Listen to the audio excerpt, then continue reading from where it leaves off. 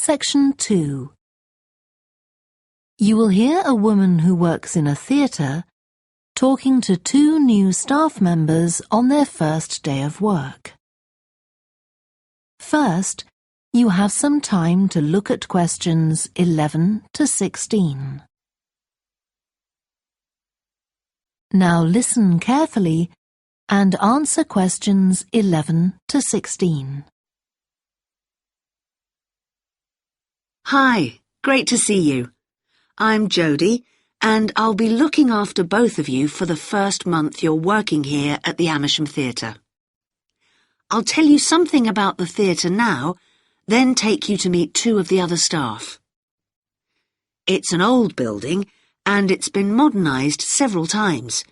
In fact, as you can see, we're carrying out a major refurbishment at the moment. The interior has just been repainted, and we're about to start on the exterior of the building. That'll be a big job. The work's running over budget, so we've had to postpone installing an elevator. I hope you're happy running up and down stairs. When the theatre was built, people were generally slimmer and shorter than now, and the seats were very close together. We've replaced them with larger seats, with more legroom. This means fewer seats in total, but we've taken the opportunity to install seats that can easily be moved to create different acting spaces.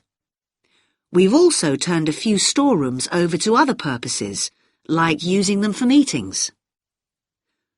We try hard to involve members of the public in the theatre. One way is by organising backstage tours, so people can be shown round the building and learn how a theatre operates. These are proving very popular. What we're finding is that people want to have lunch or a cup of coffee while they're here, so we're looking into the possibility of opening a cafe in due course. We have a bookshop which specialises in books about drama, and that attracts plenty of customers. Then there are two large rooms that will be decorated next month, and they'll be available for hire, for conferences and private functions, such as parties. We're also considering hiring out costumes to amateur drama clubs. Now I want to tell you about our workshops. We recently started a programme of workshops that anyone can join. Eventually, we intend to run courses in acting, but we're waiting until we've got the right people in place as trainers. That's proving more difficult than we'd expected. There's a big demand to learn about the technical side of putting on a production, and our lighting workshop has already started with great success. We're going to start one on sound next month. A number of people have inquired about workshops on makeup, and that's something we're considering for the future. A surprise success is the workshop on making puppets. We happen to have someone working here who does it as a hobby, and she offered to run a workshop. It was so popular, we're now running them every month. Before you hear the rest of the talk, you have some time to look at questions 17 to 20. Now listen and answer questions 17 to 20. Now, a word about the layout of the building. The auditorium, stage and dressing rooms for the actors are all below ground level.